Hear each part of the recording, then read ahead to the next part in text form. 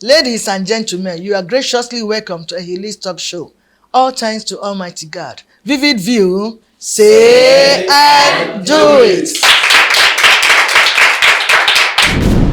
The ultimate secret of success is hard work. Say something, somebody. My name is Ogenesume. The ultimate secret of success is hard work. What I understand by this is that when you are persistent, consistent, and diligent in doing something over time, coupled with the fact that you are willing to give it all it takes, you definitely get the desired result. Thank you. Okay, my name is Onye. The ultimate secret of success is hard work. And what I understand by this is that discipline, resilience, diligence are all ingredients to gain mastery of a particular thing. My name is Omoyeni Michael. Ultimate secret of success is hard work. My definition to that, they say that when you sit on the question long enough, the answer will find you, which means when you are consistent with whatever you're doing, definitely hard work will pay at the long run. Thank you.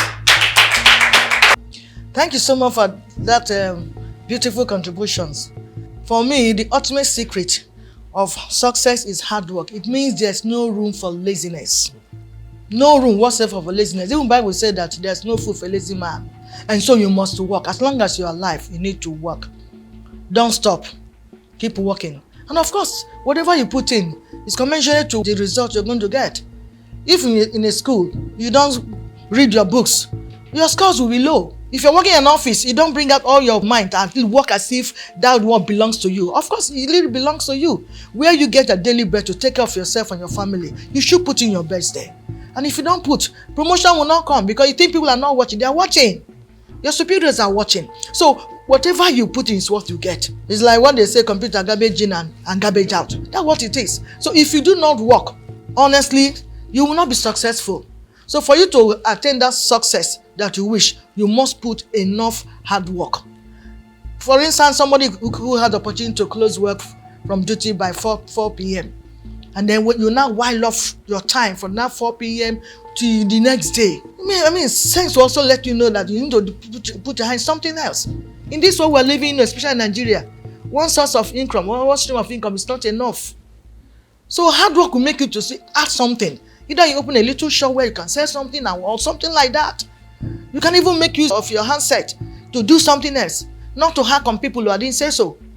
So hard work you're talking here is not hacking on people's money and doing rituals and all that, kidnapping and all. No, that's not what we're talking about here. Or stealing, armed robbery. That's not the hard work we're talking about here. Anything that's not against the law of the land is what we're talking of.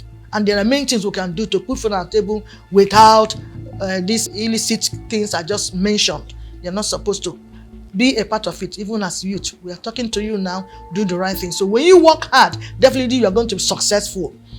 So enough of that for now. We'll continue with the business of today.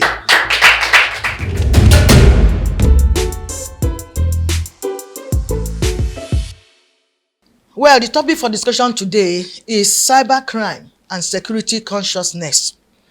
Their both has sent so many people to their early grave. This must stop. We'll take a break now. When we come back, the guest will be introduced. Please stay with us. Vivid View. Sit and do it.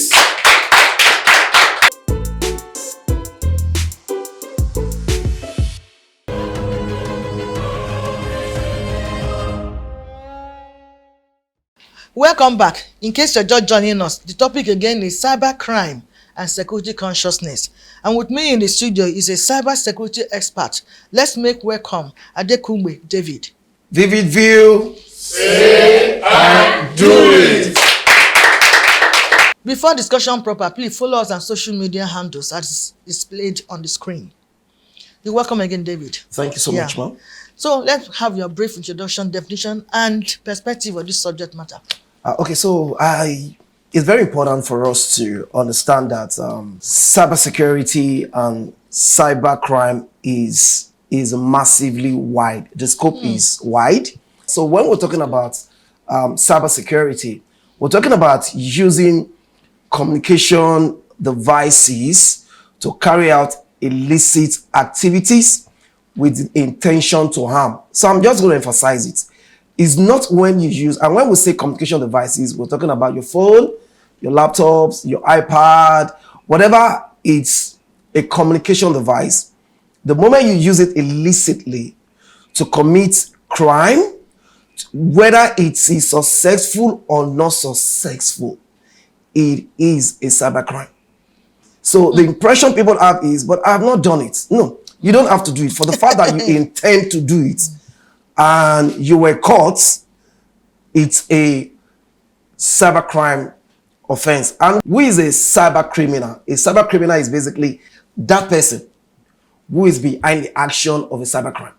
So in other words, whosoever is using a communication device, whether your phone, whether your laptop, whether your iPad, as long as it's communicating within the network, the moment you are behind the usage of it to carry out illicit activity, criminal activities, or to harm someone. So oftentimes it's not really about using it to steal money. If as long as you use it to harm me or to harm an organization, so it's a cyber crime offense. And if you are using it to achieve that or with the intention to achieve that, then we could call you a cyber criminal. And this thing is basically happening every day globally. So it's not just a trend in Nigeria, it's a global trend. And I want to believe that as we go on in this session, we'll be able to just delve deeper into it and see how it affects us as an individual and how it also affects organization and how it also affects nations. Thank you so much. Thank you so much for that beautiful introduction. Then what are some factors responsible for cybercrime and security challenges? Okay, so if we're talking about factors, it's very wide, but I will just basically look at the ones that I basically believe affect us daily. Now, there's this thing we call global disruption. You know, global disruption like COVID-19. So the emergence of COVID-19 had made a lot of people to start working from home.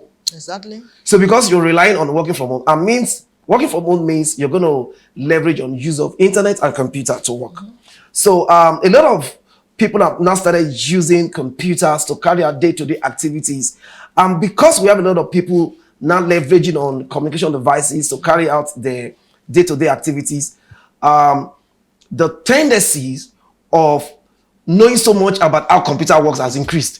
Before now, it was there, but a lot of people really don't know. But right now, it's there. Another factor is, you know, although it's not justifiable, there's so much high level of poverty in the land. So people think the easiest way to just make money is just to do a lot of hacking via phones and so on and so forth. Then we also have something we call internet adoption. Internet adoption. And I'm going to explain what I mean by internet adoption. Gone are those days where a lot of people are not using internet. But right now, the level of internet adoption in Nigeria has increased between year 2020 to 2025. It has increased by 25%. Wow. It has increased massively by 25%. So we now have a lot of people using internet. And another thing is the emergence of IoT, Internet of Things. You know, any device you're using right now integrates with any other device. My smartwatch integrate with my iPad, integrate with every other thing. And even integrate, people even open their homes from their smart devices. So yes, so especially we have this thing, the emergence of smart TV. A lot of people really don't know that your smart TV is actually a hacking tool. Your network can be hacked even through your smart TV because your smart TV is on the internet. So IoT means anything that communicates on the internet is an IoT device. So those things are actually opening up people into the world of vulnerability where they can easily be hacked. So there are quite so many, but I believe as we progress in this session, we'll be able to just delve more into some of all this. But these are just the basic factors that are responsible for the rise of cybercrime in Nigeria. And I would have loved to talk later on the security challenges. Those are two questions in one. Okay, so So some of the security challenges in Nigeria that I want to believe are actually making opening us up to to cybercrime. You know, we have something called technology infrastructure. You know, if you want to invest into cyber, maybe cyber world, you want to do businesses online. So the first thing that should come to your mind is, do you actually have the infrastructure to actually carry this out?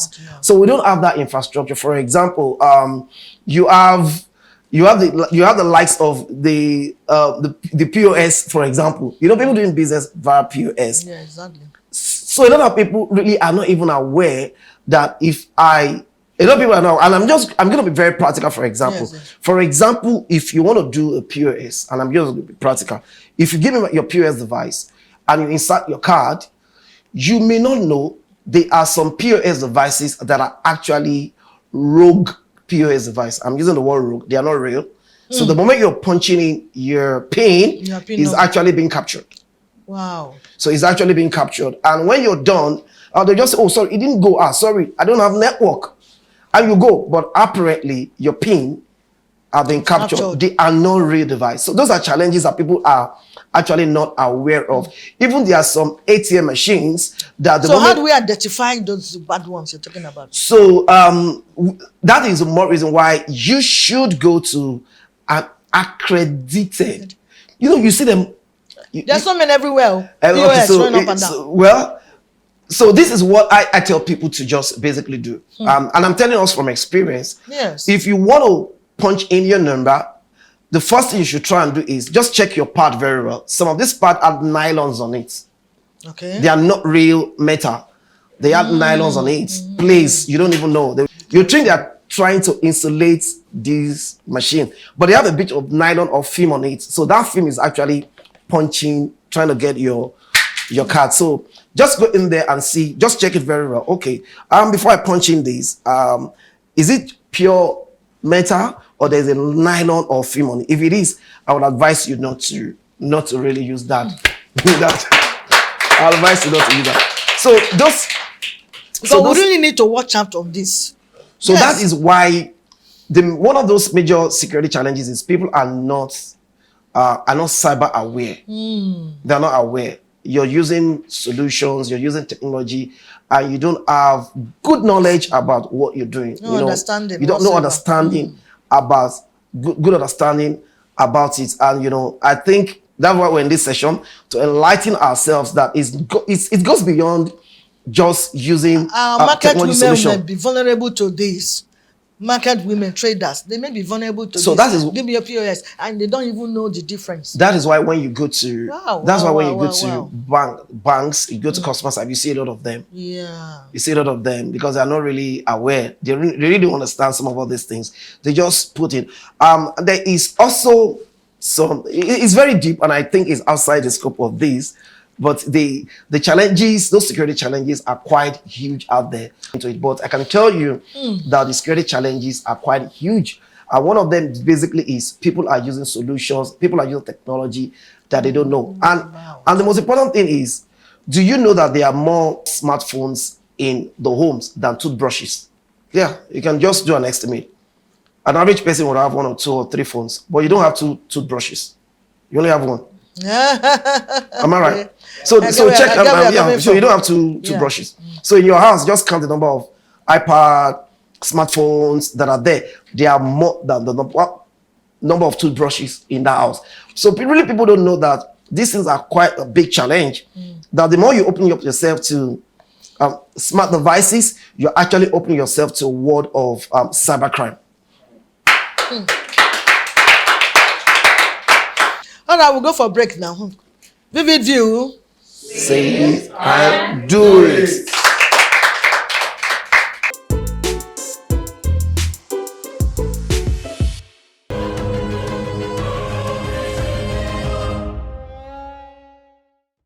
Welcome back. We are still discussing cybercrime and security consciousness. So can you enumerate some activities of cybercrime and safety measures one has to consider always? Yes. Okay. Thank you, ma, for that question. There are different categories of The cybercrime. cybercrime. You can group them into the cybercrime that is individual based, that is actually targeted towards individual. Individuals. There are cybercrime activities that are targeted at organizations. There are cybercrime activities that are actually also targeted at countries. So, for example, if I target a country, that one is called cyber terrorism. You know, yes, they have some people can hold a whole nation at ransom, and those ones they use them for espionage to see your national secrets. Then we have, but at this level, we have the one for individual. Those activities are like something we call phishing. So PHISHING. And I'm going to be very, very practical with us. There is a school, a university I know in Nigeria. So, you know, everything you do right now is online. You pay online, you do everything online. And I'm telling you, I know that school, but I'm just going to, I won't mention the name. Yeah. They had a website, but these cyber criminal cloned the school website. Wonderful. You know, normally you have, let's give an example, let's say abcuniversity.com.edu. So they clone, and I'm just saying it, those are cybercrime that are activities that are targeted towards organization like school. So it's called phishing. And they're gonna clone their website. And what they basically did was to just change a simple letter there, use the same logo, but because those innocent students were not suspecting it, and they just give it a different URL, but the same thing. And within the campus, they had people there that were also advertising or publicizing the fake website. They never knew. So people went to the website. It demanded the ATM credentials. We called it. I'm going to talk about that. So they're just doing the transaction there, and ultimately it will get to a point. It will ask for something we call personal identifiable information (PII). Your CVC at the back of your card, your ATM number, and your PIN. So they're going to harvest it. They want to harvest your personal identifiable information. You know, and lo and behold, when people started supplying the card number, the card details, those things didn't go through. They were just using it to do illegal transaction elsewhere.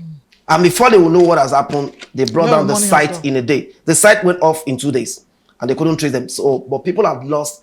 They lost their card details, and they took the card details to do illegal transaction, move money.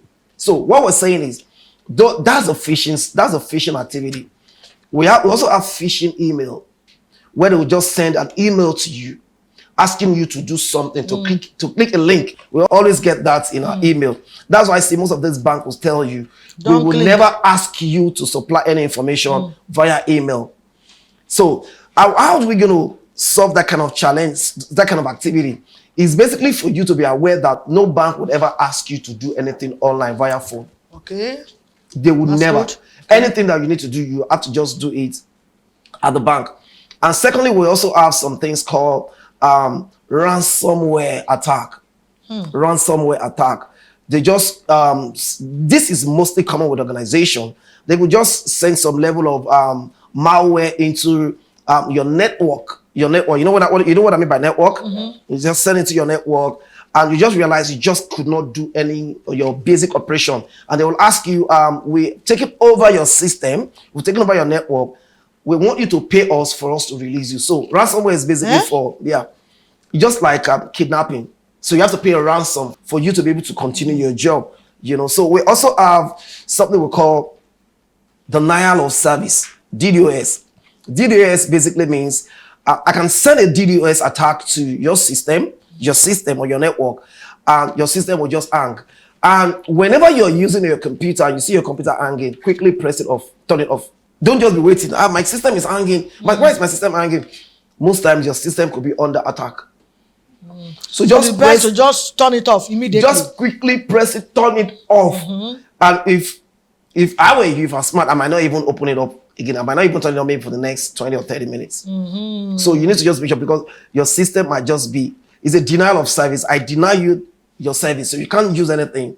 And the service means you're working, you're typing on maybe your Microsoft Word, and you just realize your system just got freezing, and you can't do anything again. Your mouse is not moving, or most times you're working and you see your mouse is jumping. You are, my brother and sister, you're under attack. Wow. So someone has taken over your session. We call it man in the middle attack. So at that instance also, the advice is to just quickly turn off your system immediately. Okay. Turn off your system immediately. And oftentimes, you know, people really are not aware that you're not the only one using your system. You're not the only one working. The internet, the World Wide Web is a collection of computers, and there are people out there that carry out something we call MITM, man in the middle attack. You are doing a bank transaction, and somebody is there in the middle watching you, watching everything you're doing, and, you know, capturing your. And that's why you see you can't do any bank transaction. I won't do any bank transaction without my token. Without your token? Without my token, I won't do. Okay. I won't do anything without token. So those are things we call them second factor authentication. You know, that words. I've supplied my PIN.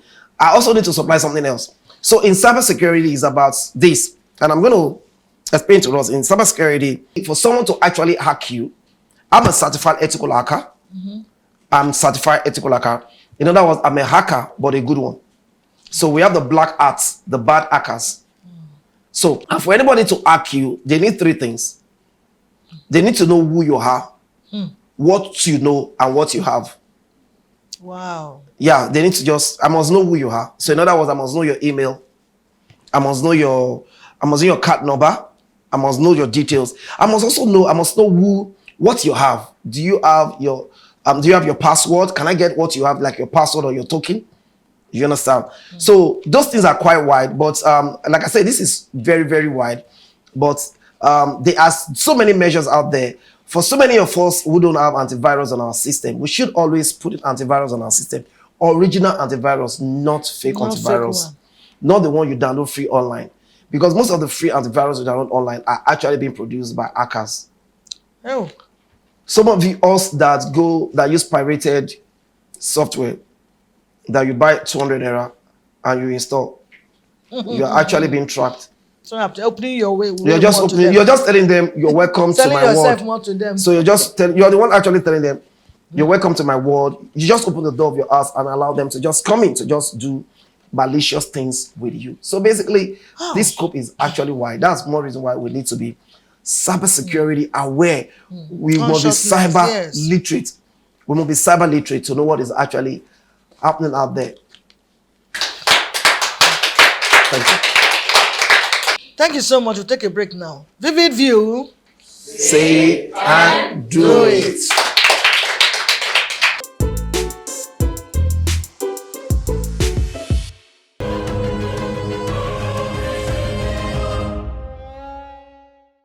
Welcome back. We're still discussing cybercrime and security consciousness. Highlight some types of security threats or concerns that we need to take into consideration.